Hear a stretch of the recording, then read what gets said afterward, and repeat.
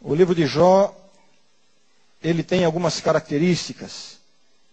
Se vocês derem uma olhada, vão perceber que ele tem 42 capítulos.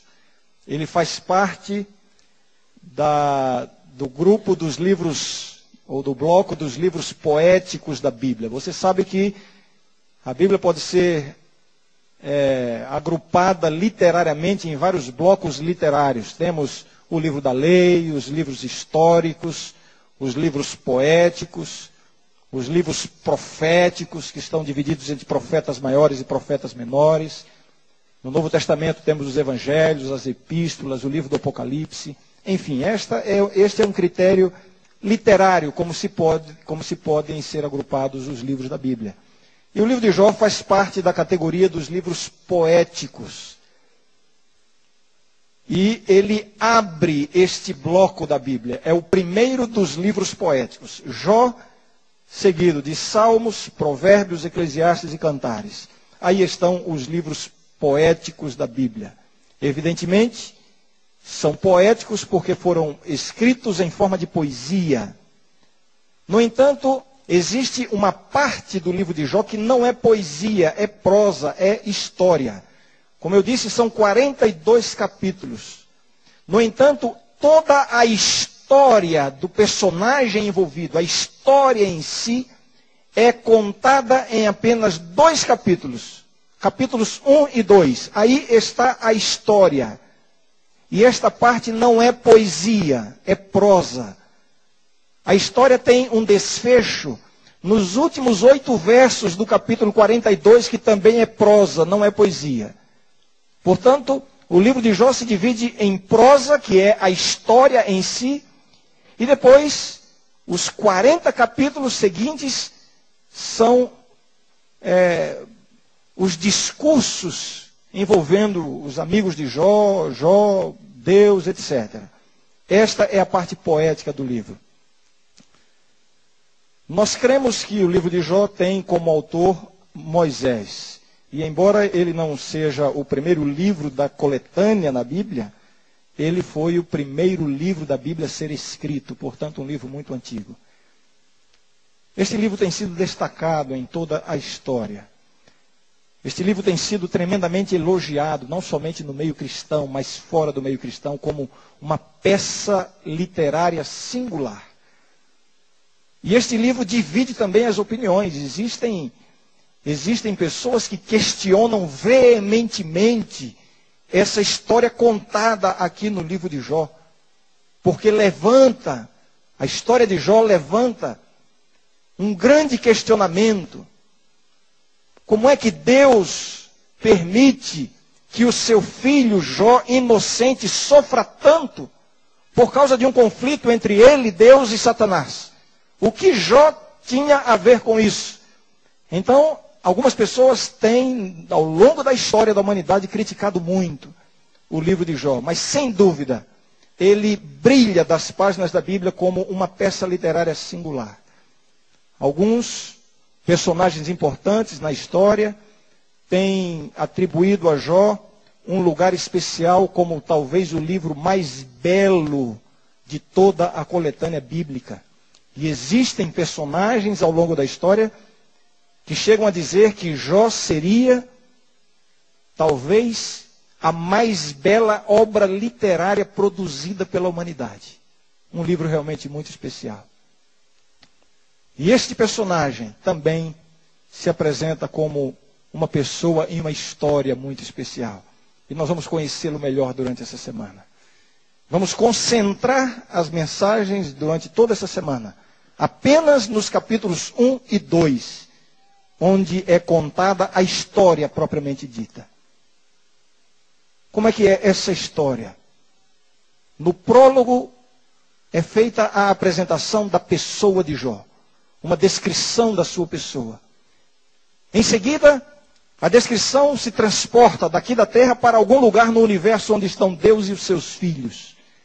E Ellen White, comentando essa expressão bíblica, identifica esses filhos de Deus como sendo os anjos, um concílio celestial, no qual comparece Satanás.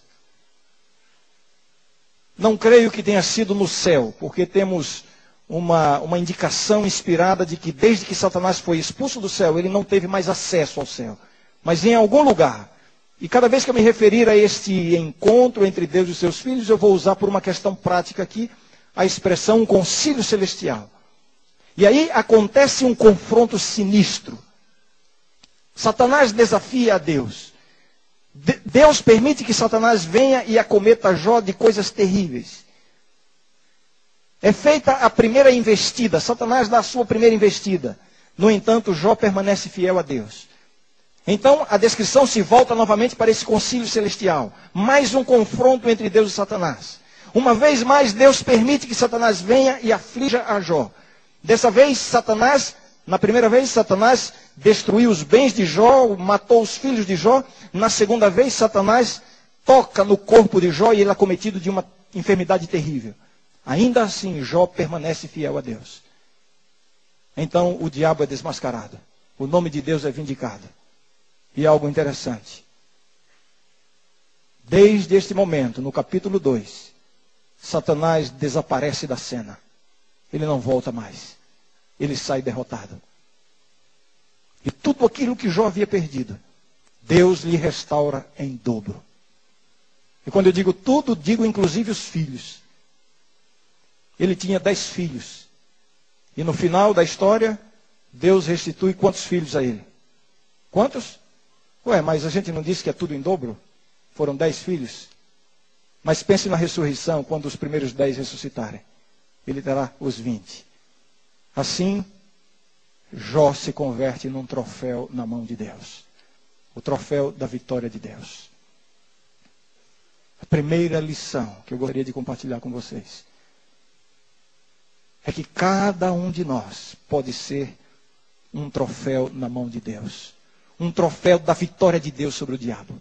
Você pode ser objeto de uma grande vitória de Deus sobre o inimigo. E essa experiência você poderá tê-la não somente durante essa semana, mas durante toda a sua vida. Vamos conhecer um pouquinho melhor este grande personagem chamado Jó. Vamos ler os primeiros versos. Os primeiros versos. Isso aqui seria, quem sabe, um currículo de Jó. Uma descrição da pessoa de Jó. O texto começa dizendo assim: havia um homem na terra de Uz, cujo nome era Jó.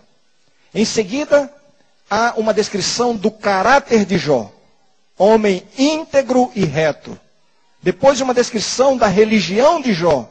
Temente a Deus e que se desviava do mal. Agora, uma descrição da família de Jó. Nasceram-lhe 7 filhos e 3 filhas. Agora, uma descrição da fazenda de Jó, das suas posses, dos seus bens. Possuía 7.000 ovelhas, 3.000 camelos, 500 juntas de bois e 500 jumentas. Agora é descrita a autoridade de Jó. Era também muito numeroso o pessoal ao seu serviço. Finalmente, uma descrição do status social de Jó. Diz assim: de maneira que este homem era o maior de todos os do Oriente. Que homem, que personagem tremendo. Quem era Jó? Que descrição realmente impressionante. Um homem rico, com autoridade, com influência, respeitado, cheio de bens. Tantas pessoas o serviam. Um homem que gozava o mais alto status social daquele momento, daquela época. No mundo em que viveu. Mas é interessante como a Bíblia começa a descrição desse personagem. Normalmente, quando nós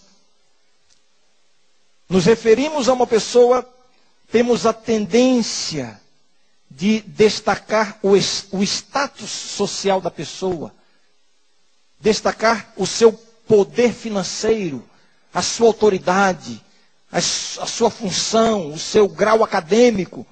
Todas essas são coisas que geralmente nos impressionam a nós.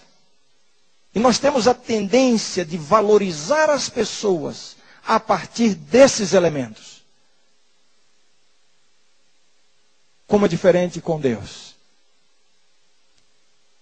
A Bíblia menciona os bens de Jó, a autoridade de Jó, o seu status social, tantas coisas grandiosas que ele era e possuía.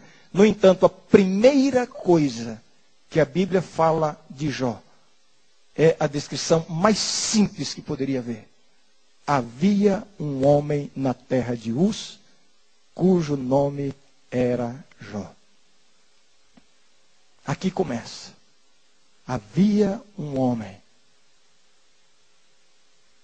Aos olhos de Deus, a verdadeira importância de uma pessoa não reside nos seus bens, nos seus graus acadêmicos, no seu status social, nas funções que ocupa, em nada disso. Aos olhos de Deus, a importância de uma pessoa reside na própria pessoa. O seu valor aos olhos de Deus não depende das coisas importantes que você alcançou ou deixou de alcançar. Você tem um valor diante de Deus simplesmente por ser quem você é.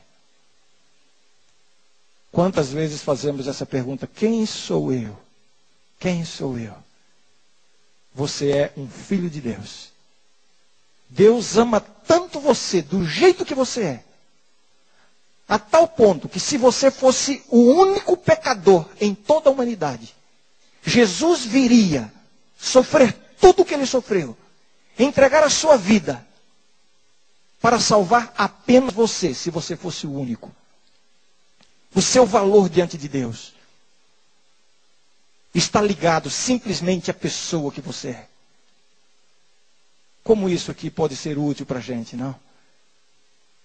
Às vezes nos sentimos desprezados, rejeitados, preteridos, traídos, esquecidos, humilhados. Mas aos olhos de Deus, você é a pessoa mais importante desse universo. Havia um homem na terra de Uz, cujo nome era Jó. Em seguida, é feita uma descrição apresentando dois pares de características da pessoa de Jó. Homem íntegro e reto. E depois, temente a Deus e que se desviava do mal. Interessante é que isso se repete lá no confronto entre Satanás e Deus. A partir do verso 6 diz assim: num dia em que os filhos de Deus vieram apresentar-se perante o Senhor, veio também Satanás entre eles. Então perguntou o Senhor a Satanás: de onde vens? Satanás respondeu ao Senhor e disse: de rodear a terra e passear por ela. Perguntou ainda o Senhor a Satanás: observaste o meu servo Jó? Porque ninguém há na terra semelhante a ele. E o que é dito aí em seguida? Os mesmos dois pares de características. Homem íntegro e reto, temente a Deus e que se desvia do mal. Primeiro uma descrição do caráter, íntegro e reto. Depois uma descrição da experiência religiosa, temente a Deus e que se desvia do mal. Por que primeiro o caráter e depois a religião? Será que o caráter é mais importante do que a experiência religiosa? Não.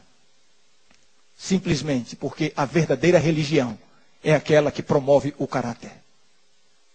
É impossível dissociar essas coisas, a religião do caráter. A religião bíblica, ela transforma o caráter. Ela enaltece o caráter. Ela enobrece o caráter. Homem íntegro e reto. O efeito, a causa, temente a Deus e que se desvia do mal. Quero dedicar alguns minutos para este primeiro par de características. Íntegro e reto. Amanhã veremos o segundo par de características. Temente a Deus e que se desvia do mal. Homem íntegro e reto. Tão simples. Em duas palavras, a descrição completa do caráter de um homem. Íntegro e reto. Como é impressionante como a Bíblia consegue sintetizar em tão poucas letras algo tão significativo. Homem íntegro e reto. O que significa isso? Íntegro e reto. reto ou retidão descreve o comportamento externo, descreve os atos, descreve a maneira como o caráter interior se manifesta. Retidão. Reto aqui é uma descrição da vida visível de Jó. Um homem reto. Íntegro, por sua vez. Esta palavra descreve a condição interior do seu coração. Primeiro íntegro, depois reto. Por quê? Porque a retidão, ela é o resultado da integridade interior. Primeiro o coração, depois os atos. Primeiro por dentro, depois por fora. Que dificuldade nós temos de entender isso, não? Que tendência terrível nós temos de tantas vezes, com tanta frequência, concentrar a nossa religião apenas no aspecto exterior, na forma como a religião se manifesta. A religião dos atos. Quando nós nos concentramos naquilo que pode e naquilo que não pode, o que é pecado e o que não é pecado. Quando você concentra a sua atenção na exteriorização apenas daquilo que está dentro. O que a palavra de Deus está querendo nos mostrar aqui através da experiência de Jó é que a vida exterior, ela é o resultado daquilo que está onde? No coração. Primeiro íntegro. E então, como resultado da integridade interior, retidão no comportamento. Primeiro dentro e depois por fora. Como a Bíblia insiste conosco para entendermos isso, gente. Quantas vezes na Bíblia vamos encontrar figuras, expressões, declarações para nos convencer de que não é a retidão do comportamento que promove a integridade interior, senão o contrário. É a integridade do coração que promove a retidão do comportamento. Pelos seus frutos os conhecereis. Quem são realmente? Uma referência àquilo que está por dentro. Integridade interior para então se manifestar na vida exterior. Esta é uma grande lição que nós precisamos aprender em nossa vida, em nossa religião, em nossa prática diária diante de Deus. Quando nós cometemos um pecado, temos a tendência de nos concentrar exageradamente no ato pecaminoso em si. Imagine agora aquela pessoa que faz um propósito diante de Deus. Um propósito de, quem sabe, passar um dia de vitória sem cometer um pecado. E então, levanta de manhã, ora a Deus e diz: Senhor, dá-me a vitória hoje, ajuda-me a andar nos teus caminhos, a não perder a paciência com ninguém, a não ofender ninguém, a andar nos teus caminhos hoje. E sai de manhã de casa depois de ter orado a Deus e começa as suas atividades e vai conseguindo alcançar o seu propósito, termina amanhã, vai para o almoço, faz uma refeição bem temperante, que é para não transgredir em nada aquilo que ele pensa que é a vontade de Deus. E segue pela tarde, já está agradecendo a Deus, porque o dia já está terminando e ele até agora não cometeu nenhum deslize. E lá no finalzinho do dia acontece uma coisinha, um detalhezinho, ele perde a cabeça e diz algumas palavras que não deveria dizer, põe a mão na cabeça e diz: meu Deus, caí. E aí ele volta para casa naquela noite, e quando ele se ajoelha para orar, onde é que estará concentrada a oração dele? Onde é que estará concentrada? Sobre o que ele vai falar com Deus? Quem sabe 10 ou 12 horas de vitórias. Ocupe uma frase na sua oração. E talvez 5 segundos de queda. Ocupe todo o restante do seu tempo com Deus. A tendência que nós temos de nos concentrarmos demais na exteriorização daquilo que está por dentro. E esta é a obra do diabo. O diabo se esforça para nos fazer concentrar-nos na nossa porção pior. Porque quanto mais estamos concentrados na nossa porção pior, pior seremos. Havia um homem na terra de Uz, cujo nome era Jó. Homem íntegro e reto. A sua vida exterior era o resultado de algo que ele tinha por dentro. A lição que nós aprendemos. Vamos trabalhar mais o que está por dentro. Eu não estou aqui nem de longe insinuando que a expressão do exterior não tem importância. Absolutamente. O que eu estou querendo compartilhar com vocês é a importância de valorizarmos mais a parte interior da nossa experiência cristã. A integridade do coração. Jesus mesmo disse, a árvore boa não produz frutos maus, e a árvore má não pode produzir frutos bons. Os frutos são o resultado da natureza da árvore. Esta é a lição que nós precisamos aprender. Por isso, para transformar os frutos, precisamos nos concentrar mais na raiz. Mas nós estamos tão atentos para os frutos que nos olvidamos de cuidar da raiz. Lá em casa tem um pequeno jardim que a minha esposa cuida.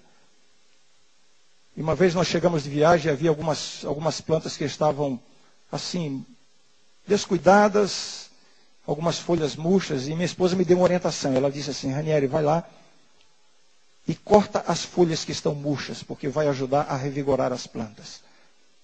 É uma coisa tão elementar, não? Eu não tenho muita prática com isso. Mas a verdade é que, como um bom marido, eu obedeci a ordem da minha esposa. Peguei um banquinho, recebi a tesoura, e ali sentei e comecei minha atividade solitária. Cortando uma folha murcha aqui, outra ali, mudava de lugar, cortava outra. E uma por uma fui cortando as folhas murchas, na intenção de cuidar da planta. De repente chega minha filha Renata, ela era bem pequena na época. E quando ela me viu cortando as folhas da planta, pai, o que você está fazendo? Você está destruindo o jardim da mamãe. Eu disse, não filho, eu estou cuidando das plantas. Você está cuidando das plantas? Ah, pai, você não sabe cuidar de planta, coisa nenhuma. Ela estava assim, desesperada, porque me viu cortando as plantas. E eu disse, como filho? Eu estou cuidando. Não, você não sabe cuidar. Eu vou te explicar como é que cuida, porque eu vejo a mamãe cuidar. A mamãe todo dia cuida dessas plantas, sabe como? Ela coloca uns negócios aqui na raiz. Ela joga água aqui como se diz, no caule, né? Ela usou outra expressão. Não é cortando as folhas. E depois de ter me dado essa lição de moral, ela virou as costas e saiu para brincar. Eu continuei a minha atividade ali cortando as folhas. E ao mesmo tempo pensando. Demorei tanto tempo para aprender que a gente cuida dos frutos e das folhas, cuidando da raiz. Minha filha, tão novinha, já sabia essa lição. Eu não estou mais falando da planta ali do jardim. Estou falando da minha própria vida cristã. Quantos conflitos eu já vivi em minha vida cristã, não apenas quando era um jovem recém-convertido, não. Estou falando mesmo depois de ser um pastor e estar pregando por aí, trabalhando para a igreja de Deus. Quantas vezes eu via frutos estragados nesta planta, folhas caindo. E eu tinha lutas e conflitos tão grandes por causa dessas coisas, até que um dia Deus me ajudou a entender que a melhor maneira de cuidar das folhas e dos frutos podres é alimentando mais a raiz, cuidando da raiz. Por quê? Uma árvore má não pode produzir bons frutos. Esta é a grande lição que nós precisamos aprender. A vida cristã, ela começa por dentro e depois se expressa por fora, assim. Nós temos que ter o cuidado de não incorrermos nos extremos perigosos. Né? Um extremo é aquele que diz assim, não, você tem que cuidar do seu comportamento.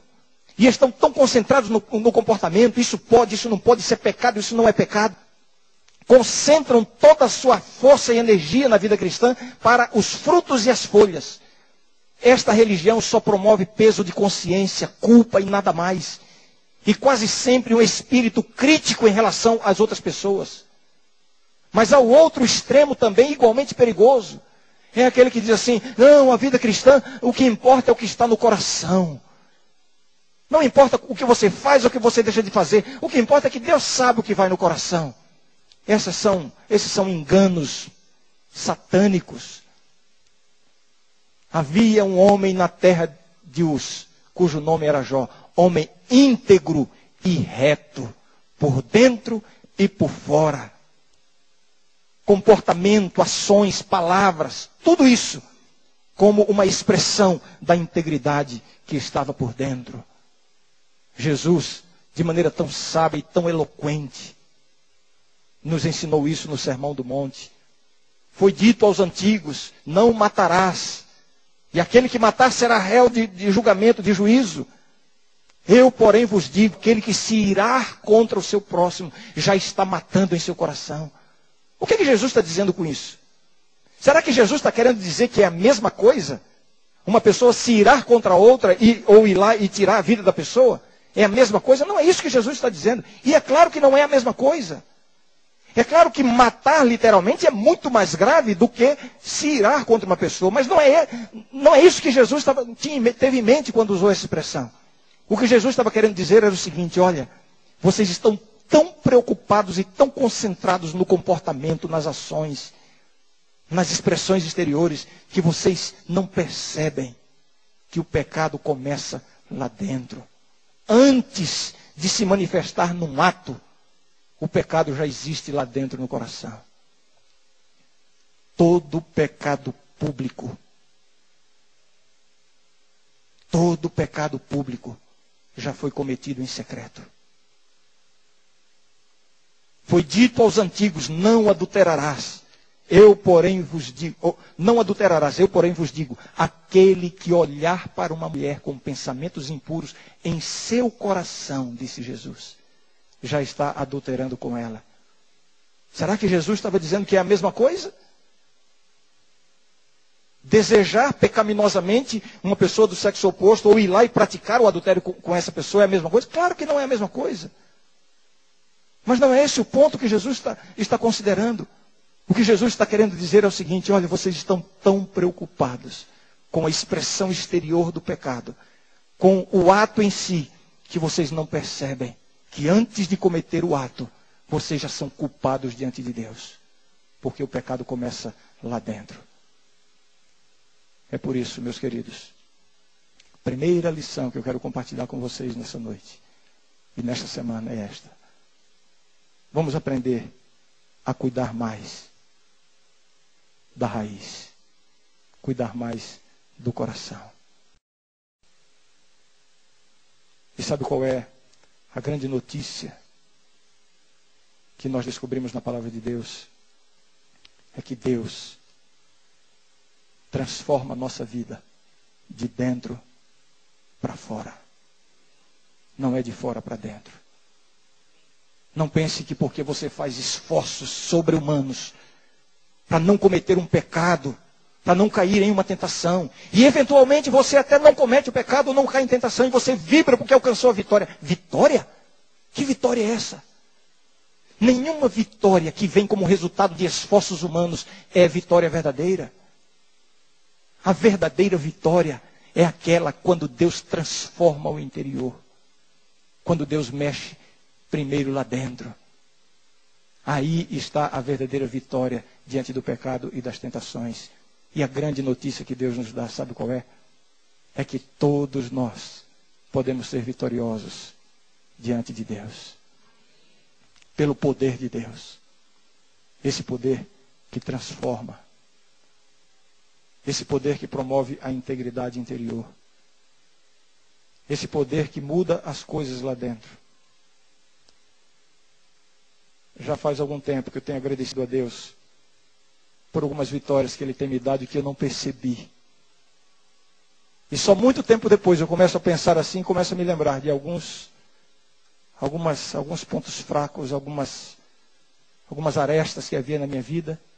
E de repente eu percebo, puxa vida, olha, passou. E é assim mesmo. As maiores vitórias na vida de um cristão, elas não são percebidas no momento em que acontecem. Porque elas são resultado de uma obra gradativa do Espírito Santo em nossa vida. Deus vai transformando a nossa vida. Vai nos dando vitória que a gente nem percebe. Eu repito, as grandes vitórias não são aquelas que vêm como resultado dos nossos esforços, né? Eu vou resistir a essa tentação. O indivíduo que está querendo vencer o vício do cigarro, por exemplo, aí ele coloca um propósito, olha, eu vou vencer esse vício. O indivíduo que tem uma prática pecaminosa, seja ela qual for, seja pornografia, seja um pecado secreto, seja mentira, seja lá o que for, seja lá qual for o pecado com o qual você está convivendo, isso está incomodando você, e você quer ter vitória sobre isso, e quantas vezes você faz esforços veementes, tremendos, para não cometer o pecado, e aí vem a tentação, e através dos seus esforços você consegue a vitória. Essa vitória não está plena ainda. A verdadeira vitória é aquela que acontece como obra do Espírito Santo. Não é a correção do comportamento exterior que vai lhe dar um caráter santo aos olhos de Deus. É o contrário. É quando Deus transforma o seu caráter segundo a sua própria santidade, que você vai ter um comportamento também santo. Eu não quero dizer que você deve parar de fazer os esforços veementes para vencer a tentação e o pecado. Não, continue. Continue. No entanto, saiba que a verdadeira vitória, não a vitória momentânea que vem na hora da tentação. Não. A verdadeira vitória, aquela que transforma por dentro. Ela acontece quando você se expõe à graça transformadora de Deus. Esse é o grande esforço que nós precisamos fazer em nossa vida cristã. Estarmos expostos à graça transformadora de Deus. E aí Deus vai operando. Deus vai transformando. Me lembro uma declaração que eu li no Espírito de Profecia que diz que a transformação que Deus opera, ela acontece enquanto nós estamos orando.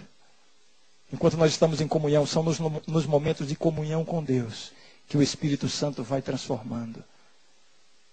E olha, quando você desliza, e quando você cai, quando a tentação vem, você não resiste, comete o pecado, e você diz assim, fui derrotado. Foi derrotado coisa nenhuma.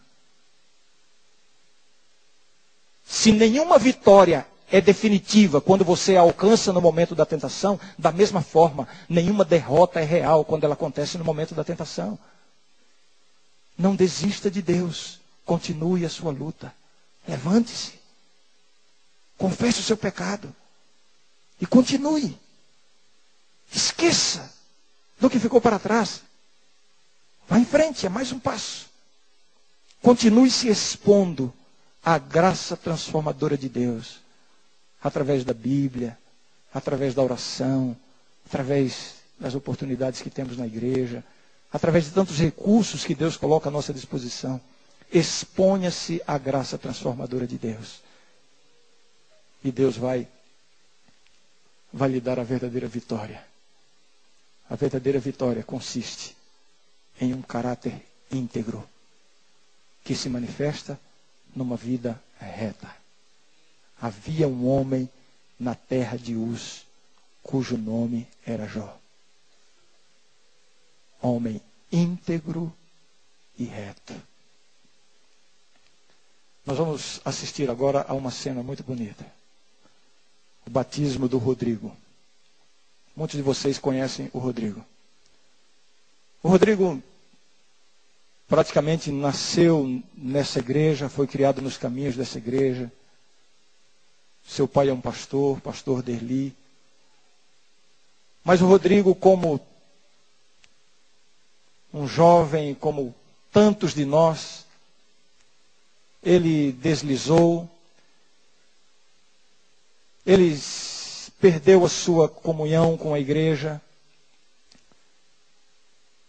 mas ele continuou se expondo à graça transformadora de Deus. E o resultado está aqui. Ali está o Rodrigo, juntamente com o seu irmão, pastor Robson Fonseca, o seu pai, pastor Derli. Aqui está, gente, uma demonstração de que Deus concede a vitória. Vitória permanente, vitória definitiva. Uma vitória que transforma de dentro para fora. Uma vitória que muda o caráter. E então essa mudança se expressa na vida exterior. Aqui está esse testemunho. Rodrigo, seja muito bem-vindo de volta à igreja. Que bom que você está aí. Um troféu na mão de Deus. O diabo tentou zombar de Deus através da vida do Rodrigo. Em algum momento o diabo deu risada de Deus na vida do Rodrigo. Mas sabe o que está acontecendo agora? O nome de Deus está sendo vindicado através dele. Aqui está uma demonstração de que nenhuma derrota é definitiva quando nós continuamos ao lado de Deus. Aqui está um troféu na mão de Deus. Prezado Rodrigo, pela sua entrega a Jesus, pela expressão da sua fé, pela sua aceitação de Cristo como seu único e suficiente Salvador, todos nós nos alegramos agora ao ver o seu próprio Pai o batizando em nome do Pai, do Filho e do Espírito Santo. Amém.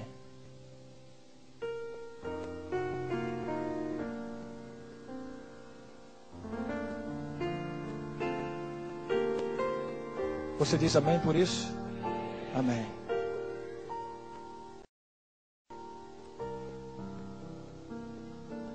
Eu quero fazer uma pergunta. Será que tem alguém aqui esta noite que está precisando de uma vitória específica na sua vida diante de Deus? Quem sabe você não tenha perdido a comunhão com a igreja. Não, você continua na igreja, você está aí, nunca foi desligado, nada disso. Mas por alguma razão, por alguma dessas coisas da vida, aí em seu coração você está longe de Deus. Talvez ninguém saiba, talvez ninguém esteja percebendo, mas você sabe que está muito longe do Senhor. Você não gostaria de, nesta noite, fazer uma renovação da sua vida com Deus? E dizer assim: Senhor, eu quero restaurar a minha comunhão contigo. Senhor, eu não consigo ser feliz longe de ti como eu estou. O que Deus está dizendo para você neste momento é somente uma coisa: filho, vem, volta. Não deixe para amanhã. Hoje é o dia de voltar. Eu não sei como é que está a sua vida. Eu não sei o que você fez ou deixou de fazer que o levou para distante da sua comunhão com Deus. Você sabe. Eu não sei, mas você sabe. Por que você não renova a sua vida com Deus nesta noite? Deus não precisa de tempo. Deus só precisa de um coração aberto. Exponha-se à graça transformadora de Deus nesse momento. E Deus fará de você um troféu da vitória dele sobre o diabo. Se esta está sendo a sua experiência, e você quer dizer assim: Senhor, eu aceito o convite, eu quero renovar a minha vida contigo, eu quero convidar que, enquanto a Laura canta esse hino, você se levante do lugar onde está e venha aqui à frente. Cada reunião durante essa semana nós vamos ter um momento de oração aqui à frente. E nesta primeira oportunidade, o convite é para você que está longe dos caminhos de Deus, mesmo que ninguém saiba. Você que sabe que perdeu a sua comunhão ao Senhor, mas que nesta noite você quer dizer: Senhor, eu quero restaurar, eu quero essa transformação. Não fique no lugar onde você está. Hoje é o dia de voltar. Durante o hino, apenas levante do lugar onde está e venha aqui à frente receber essa bênção.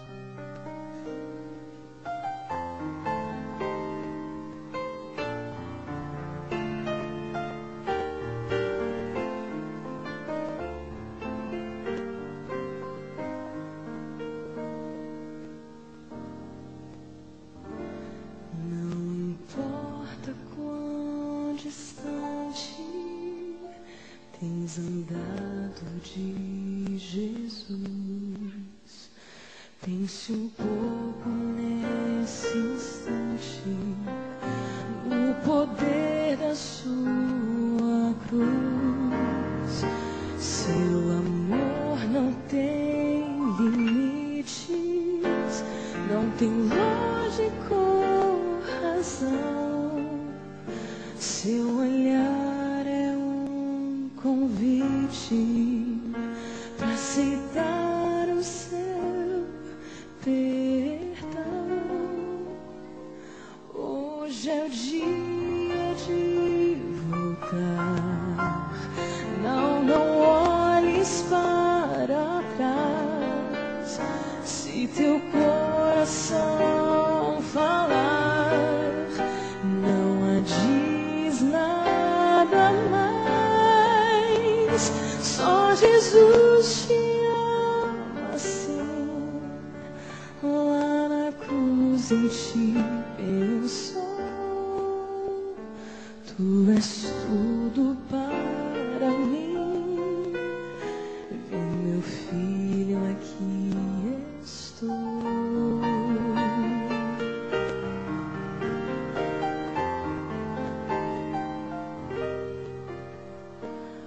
Os defeitos do passado, seu perdão vai transformar.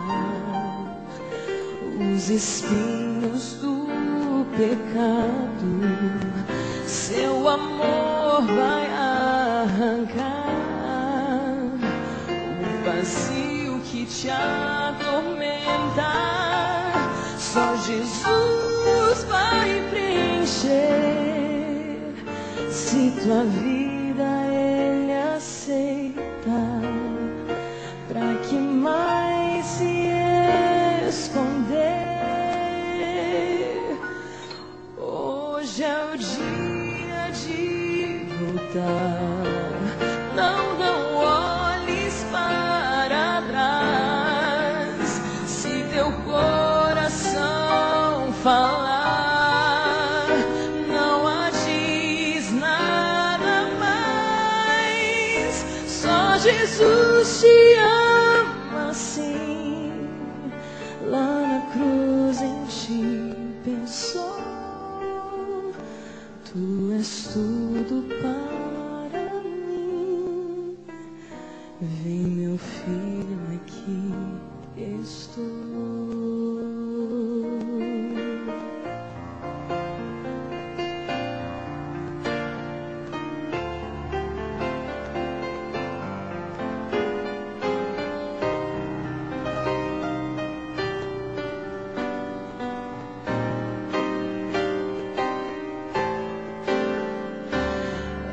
Jesus que fala assim, lá na cruz em ti pensei.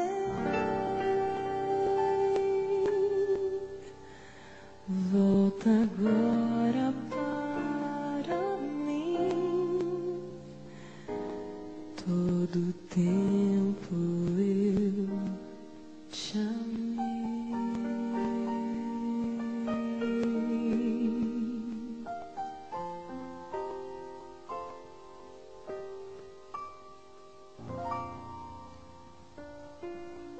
Querido Deus,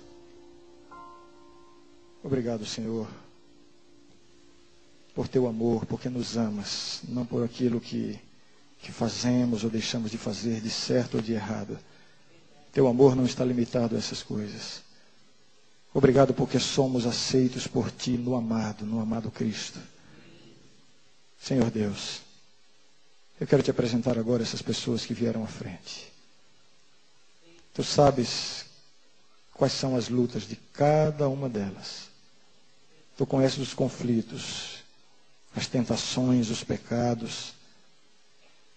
Tu sabes de todas as coisas, Senhor. Por isso, opera a transformação que só Tu podes operar nesses corações. Dá-nos, Senhor, a experiência que teve Jó, um homem íntegro e reto. Muda, Senhor, a nossa vida, o nosso coração. Limpa-nos, Senhor, da maldade interior que está em nós. Purifica-nos por dentro, Senhor, para que possamos honrar o Teu nome na nossa vida exterior. Senhor Deus, se há alguém desses que vieram à frente, que está sendo derrotado pelo inimigo, que saia daqui já vitorioso em Teu nome. Se há alguém aqui, Senhor, que está cedendo a uma tentação, que está vivendo com um pecado secreto, limpa esse coração nesse momento, Senhor. Derrama o Teu poder transformador e purificador na vida de cada um deles. Leva-nos, Senhor, para o descanso dessa noite. Dá-nos uma experiência extraordinária de vitória durante essa semana e em toda a nossa vida. Pedimos e agradecemos em nome de Jesus. Amém. Amém.